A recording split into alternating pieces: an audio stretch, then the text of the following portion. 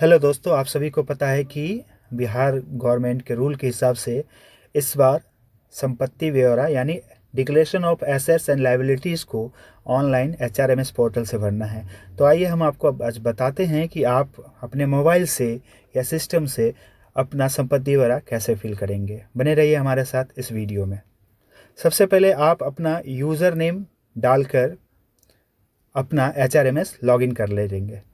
हमारा HRMS login हो चुका है। इस तरह आप भी सेम प्रोसेस से अपना एचआरएमएस लॉगिन कर लेंगे। पहले से भी आप लोग लॉगिन करना जानते हैं क्योंकि आप लोग लीव या अन्य कई कार्य इसी से कर रहे हैं, इसलिए आपको ज़्यादा प्रॉब्लम नहीं होगी। सेम प्रोसेस से लॉगिन होने के बाद आप सीधे आएंगे नीचे वाले ऑप्शन पे, सेल्फ सर्विस का ऑप्शन। आप पहले से वाकिफ़ है क्योंकि आप यहाँ से लीव रिक्वेस्ट भेजते हैं, इसलिए आपको इसी में सबसे ऊपर वाला ऑप्शन जो आप देख रहे हैं, एसेट्स एंड लायबिलिटीज डिक्लेरेशन, यानी हिंदी में संपत्ति ब्यौरा का चल और अचल संपत्ति का विवरण जो हम लोग ऑफलाइन भरते थे, इस बार इसको एचआरएमएस पोर्टल से भरने के लिए गवर्नमेंट का निर्देश प्राप्त हुआ है। बिहार गवर्नमेंट और बिहार एचआरएमएस के तहत ये कार्य किया जा रहा है। तो आइए हम आपको बताते हैं कि किस तरह से आप ऑनलाइन फॉर्मेट में एचआरएमएस के माध्यम से एसेट्स और लायबिलिटीज़ का डिक्लेरेशन कर सकते हैं। सबसे पहले हम इस ऑप्शन पर, सेल्फ सर्विस के इस ऑप्शन पर क्लिक करेंगे और इसके खुलने का वेट करेंगे। फ्रेंड्स, आप देख सकते हैं कि हमारा एसेट्स एंड लायबिलिटीज़ डिक्लेरेशन का पेज खुल चुका है। इसमें आप देख सकते हैं ईयर 2024 के लिए ये भरा जा रहा है। स्टार्ट डेट 1/12/2024 से एंड है 28/2/2025 तक, यानी फरवरी 2025 तक ये वैलिड है। स्टेटस है ओपन है। जब ये सेवा समाप्त कर जाएगी इस साल के लिए भरने की, तो आपका स्टेटस क्लोज दिखेगा। और यहाँ आप ये ब्लू कलर में सबमिट एसेट डिक्लेरेशन का आपको जो लिखा हुआ दिख रहा है, इस पर आप क्लिक करेंगे और वेट करेंगे। देखिए हमारा एसेट्स एंड डिक्लेरेशन का, लायबिलिटीज डिक्लेरेशन का पेज खुल चुका है। यहाँ हमारी बेसिक डिटेल जो पहले से रहती है वो रहेगी। हमको सीधे नीचे आना है और यहाँ देखिए रेफरेंस नंबर का एक जगह है जो कि हमारे फॉर्म भरने के बाद रेफरेंस नंबर दिखेगा।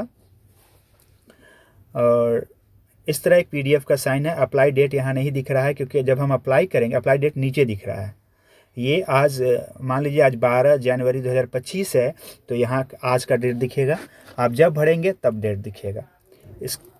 तो सबसे पहले हम अपना मूवेबल एसेट्स देते हैं जो हम लोग अपना ऑफलाइन फॉर्मेट में भरते हैं। इस प्लस के निशान पर जैसे ही आप क्लिक करेंगे, आपको एसेट्स टाइप में क्लिक करना है। इसमें आप सबसे नीचे कैश पर आएंगे क्योंकि हम लोग अपने ऑफलाइन वाले में कैश ही सबसे फर्स्ट भरते हैं। तो कैश भरने के लिए मान लीजिए हमारे पास कैश 5,000 है, तो हम लोग 5,000 कैश डालकर भर देंगे। और नीचे यहाँ ऐड मूवेबल एसेट्स का लिखा हुआ दिख रहा है आपको। इस प्लस के निशान पे क्लिक करेंगे और हमारा कैश देखिए ऊपर ऐड हो गया है और यहाँ 5,000 दिख रहा है, यानी ये जो एम्प्लॉय हैं इनके खाते में 5,000 कैश इनके पास है, तो ये 5,000 दिख गया। इसी तरह आप अपने ऑफलाइन वाले फॉर्मेट में देखेंगे तो आपको दिखेगा कि आपको bank deposits in bank, financial institution and non banking, यानी बैंक में आपने कितना रखा है, कितना है वर्तमान में, उसका ब्यौरा देना है। तो इस ऑप्शन पे क्लिक करेंगे और देखिए यहाँ deposits in bank, financial institution and non banking, ये वाला ऑप्शन मैंने सिलेक्ट कर लिया है। अब यहाँ हमें दिखाना है कि हमारा जो बैंक खाता है उसमें हमने कितना अमाउंट डाला है। तो मान लीजिए हमारे केस में ये भी ऐड हो गया। आप देख सकते हैं ऊपर वाले ऑप्शन पे कैश के बाद ये भी दिख रहा है कि बैंक खाते का भी डिटेल जैसे हम लोग दिखाते हैं अपने ऑफलाइन वाले फॉर्मेट में, वैसा दिखने लगा। इसी तरह आप बहुत सारा ऑप्शन जैसे आप चूज करेंगे, देखिए यहाँ जैसे आप मान लीजिए आपका पीएलआई है, एलआईसी है, इस तरह का भी डिटेल दे सकते हैं। उसके बाद मोटर व्हीकल यानी कि आपका जो वाहन है, बाइक है आपके पास, कार है, उसका डिटेल देंगे। ज्वेलरी जो है उसका डिटेल देंगे, या फिर अन्य कोई एसेट आपके पास उसका भी डिटेल दे सकते हैं। ये सारे ऑप्शन आपको दिख रहे हैं। जो भी नॉर्मली आप ऑफलाइन में भरते हैं वो सारा डिटेल आपको दिख रहा है। आप अपने सुविधा अनुसार जो आप पर एप्लीकेबल होता है आप वो भरेंगे। ये क्लिक करने से नॉर्मली आप मोबाइल से भर सकते हैं, इसको कोई दिक्कत नहीं है। तो इसी तरह जो इस एम्प्लॉय के चल और अचल संपत्ति के विवरण में एप्लीकेबल था वो सब हम लोगों ने डाल दिया है। अब हम लोग दूसरे ऑप्शन पर यानी ई मूवेबल अचल संपत्ति का विवरण देंगे। इसके लिए प्लस के निशान पर क्लिक करेंगे जैसे पहले हमने किया था। यहाँ हमको एसेट्स टाइप में आएगा। मान लीजिए एग्रीकल्चरल लैंड की बात हो रही है यानी ज़मीन जो है एग्रीकल्चरल, उस पर क्लिक करेंगे। मान लीजिए ये जो एम्प्लॉय हैं इनका जो खेती वाली ज़मीन है वो पैटर्नल है यानी पैतृक है।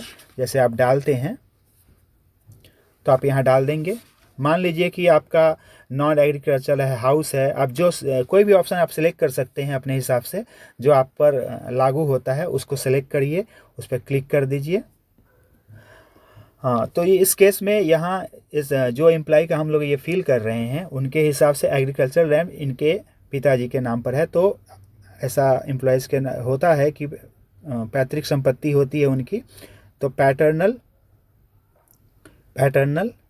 लैंड कर देंगे यहाँ, या आप जो भरते हैं वो भर दीजिएगा। फिर सिंपल आप ये ऐड वाले पे क्लिक करेंगे तो ये ऐड हो गया। देखिए ऊपर किस तरह दिख रहा है पैटर्नल लैंड। ठीक है, इसी तरह आप अगला ऑप्शन चूज कर सकते हैं। मान लीजिए आपका हाउस दिखाना है तो हाउस में भी आप हटा दिया दोनों चीज़। इसी तरह आप और भी कुछ आप पर अगर लागू होता है आपके संपत्ति ब्यौरा में तो आप जो ध्यान रखें इस बात का, जो आपने ऑफलाइन में भरा है हूबहू डेटा वही होना चाहिए, कुछ भी नया नहीं डालेंगे अपने मन से। तो यहाँ आपको ये सब दिख रहा है और आपको जो चूज करना चूज कर सकते हैं। नहीं है तो आप इमूवेबल एसेट्स यानी अचल संपत्ति का विवरण देने के बाद हम लोग सीधे इस तरह, अगर आपको और भी कोई ऑप्शन आपको चाहिए तो यहाँ क्लिक करके आप भर सकते हैं और यहाँ पे ऐड करते जाइएगा और ये ऊपर ऐड होते जाएगा। अब हम बढ़ते हैं लोन फ्रॉम बैंक्स यानी details of my liabilities over dues, यानी अगर गवर्नमेंट का कोई बकाया आप पर है लोन के माध्यम से, सरकारी बिजली का, इस तरह का जो भी आप भरते हैं ऑफलाइन में, सब सारा ऑप्शन इसमें दे रखा है। आप एड्रेस बुक में उस बैंक का डिटेल दीजिए और बकाया कितनी राशि है वो आप बगल में दिखा सकते हैं आज की तिथि, यानी HRMS से ये एसेट्स का डिक्लेरेशन करते समय आपकी जो राशि बाकी है वो आप दिखा सकते हैं। ये दोनों फॉर्मेट बना हुआ है, ये आसानी से आप भर सकते हैं, या क्लिक होगा मोबाइल से भर सकते हैं, कोई दिक्कत नहीं है। मान लीजिए हमारे केस में हम जिनका भर रहे हैं, हमारे केस में इन्होंने कटिहार से लिया है, इस बैंक से लिया है लोन, भी भर लेंगे। फिर सिंपली नीचे जाएंगे, जो जो एप्लीकेबल है आप अपना यूज करेंगे और भरेंगे। उसके बाद सिंपली बी वाले ऑप्शन पे आएंगे। बी पे आने पर आप इसमें आपको अपना पैन डिटेल देना है। यह स्थान आप देख सकते हैं डिटेल, यहाँ पैन का आपने इनकम टैक्स रिटर्न भरा है उसका डिटेल दे दीजिए, जैसे आपने ऑफलाइन में भरा है सेम चीज़ आपको पढ़ते जाना है ऑफलाइन वाले फॉर्म को और ऑनलाइन भरते जाना है। तो हम अपना पैन का डिटेल दे दिया है जिस भी एम्प्लॉय का था ये, और इसके बाद हम लोग सिंपली नीचे चले जाएंगे। हम नीचे आ चुके हैं। नीचे आने के बाद हमें यहाँ कुछ ऑप्शंस दिखेंगे, प्रॉपर्टी टैक्स, ये सब भी जो अगर कोई भी एप्लीकेबल आप पर है तो आप सेल टैक्स अगर भरते हैं आप तो आप यहाँ अपना डिटेल दिखा सकते हैं, अमाउंट दिखा सकते हैं, अन्यथा आप इसको इग्नोर करें। उसके बाद आपको यहाँ फाइल चूजन का एक ऑप्शन दिख रहा है और यहाँ लिखा है assets and liabilities, assets liabilities attested declaration form. तो इसके नीचे आपको एक टिक मार्क का निशान यहाँ है, आप इस पर टिक करेंगे और ये टिक हो चुका है। यहाँ हम लोग 3 ऑप्शन दिख रहा है, save as draft, reset and back. हम लोग सिंपली इसको सेव एज ड्राफ्ट करेंगे। सेव एज ड्राफ्ट करने के बाद हम लोग ऊपर आएंगे और हमको एक reference number employ assets and liability declaration successfully with reference number इतना जनरेट हो गया है। इस रेफरेंस नंबर को हम लोग सिंपली काट देंगे। काटने के बाद हमारा काम करता है, मान लीजिए हमारे फैमिली मेम्बर्स का नाम अगर हम नाम ऐड करना चाहते हैं, मैंने क्लिक किया उस तरह आ सके, ये आकर अपना ऐड और एडिट फैमिली डिटेल का नाम यहाँ आप ऐड कर सकते हैं। ऐड होने के बाद आपका फैमिली डिटेल का नाम भी ऐड हो जाएगा। तत्पश्चात आप उनका भी संपत्ति ब्यौरा भर सकते हैं। अपने एसेट्स एंड लाइबिलिटी डिक्लेरेशन को सेव एज ड्राफ्ट किया तो वो ड्राफ्ट में आ रखा है। व्यू एंड एडिट हम इसको करेंगे, वो पेज खुल चुका है। लेकिन हमारा कार्य इस बार है, जैसे ही हम लोग ड्राफ्ट कर चुके हैं यहाँ एक PDF बन चुका है। हमारा काम है इस PDF को डाउनलोड करना। देखिए हमारा पीडीएफ यहाँ डाउनलोड हो गया है।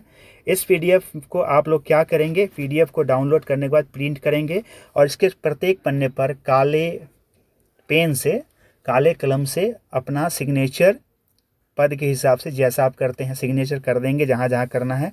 सिग्नेचर करने के बाद आप सीधे से ध्यान देंगे यहाँ अपना क्लास और ग्रुप भी यहाँ भरना है। किस कैडर से आप बिलोंग कर सकते हैं, बिहार पुलिस सर्विस से करते हैं या हेल्थ सर्विस से करते हैं या जो करते हैं वहाँ भर देना है। पहले जैसे ऑफलाइन में भरते हैं, उसका तो आप होम डिस्ट्रिक्ट अपने उस पीडीएफ जो प्रिंट करके लाएंगे उस होम डिस्ट्रिक्ट भर देंगे। यहाँ प्लेस और डेट डालेंगे जैसे आप ऑफलाइन में डालते थे। उसका सिग्नेचर की एक जगह यहाँ भी है, उस तरह आपका जो जो रहेगा वो यार ये नीचे सिग्नेचर करके आप इसको पीडीएफ दोबारा बना लेंगे। दोबारा आइए हम आपको ये फाइल चूज वाली जगह पर अपना फाइल हमने साइन कर लिया है और ये अपलोड कैसे करेंगे ये प्रोसेस बता रहे हैं। सबसे पहले इस चूज फाइल वाले ऑप्शन पे क्लिक करेंगे। उससे पहले आप देख लीजिए कि हमारा जो फाइल का पीडीएफ फाइल का साइज़ होना चाहिए वो 1 MB से ज़्यादा नहीं होना चाहिए। यानी 3 पन्ने का ये पीडीएफ बनता है। आपका तीनों पन्ने का पीडीएफ सिग्नेचर करने के बाद पीडीएफ इसमें अपलोड करना है जो 1 MB से ज़्यादा नहीं होना चाहिए किसी भी हाल में, उससे कम चलेगा। सबसे पहले हम यहाँ चूज फाइल पर अब हम लोग फाइल चूज करने के लिए चूज फाइल पर क्लिक करते हैं, मीडिया पिकर में जाते हैं या जहाँ भी आपके मोबाइल में जाता है आप जाइए। उसके बाद सिंपली अपने फाइल का, हमारा फाइल हमें यहाँ सेलेक्ट कर लिया हमने, जिस नाम से हमने उसको सेव किया था वो यहाँ दिख रहा है आपको भी। सिंपली इस फाइल का नेम लिखेंगे, मान लीजिए एम्प्लॉय का नेम है या डॉक्यूमेंट, कुछ भी आप लिख सकते हैं अपने हिसाब से आप लिख दीजिए।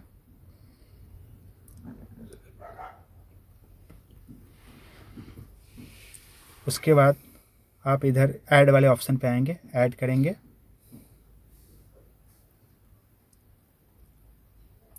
और हमारा ये पीडीएफ ऐड हो चुका है। आप देख सकते हैं यहाँ पीडीएफ ऐड हो चुका है। अब हमें नीचे आना है और नीचे यहाँ प्लीज़ सेलेक्ट एक्शन में जाना है। एक्शन में हमारे जो अप्रूवर का नाम है या फिर पेरोल जनरेशन अप्रूवर का जो नाम आपके ऑफिस से रिलेटेड है आप उस पर क्लिक करेंगे। हमारे केस में जो है हम उस पर क्लिक कर रहे हैं। उसका रिमार्क्स में आप ओके भी लिख सकते हैं, सर प्लीज़ चेक इट, कुछ भी लिख सकते हैं आप, आपकी मर्ज़ी। उसके बाद इसको सिंपली अपडेट कर देंगे। अपडेट पे क्लिक करने के बाद सीधे आप ऊपर आएंगे और यहाँ आपको लिखेगा कि assets and liabilities updated successfully. Simply write side आएंगे और इसको कट कर देंगे, फिर से नीचे जाएंगे। नीचे जाने के बाद आप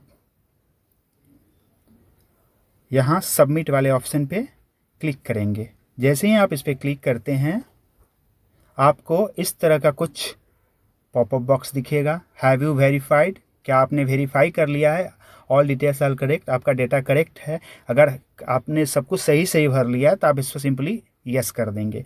यस जैसे ही आप करते हैं और एप्लीकेशन फॉरवर्डेड सक्सेसफुली, पहले से भी आपको देखने की आदत है एचआरएमएस में, तो इसको ओके करेंगे और आपका एप्लीकेशन आपके पेरोल जनरेशन अप्रूवर के पास जा चुका है और आपने इस वर्ष का अपना संपत्ति ब्यौरा सक्सेसफुली फिल कर दिया है।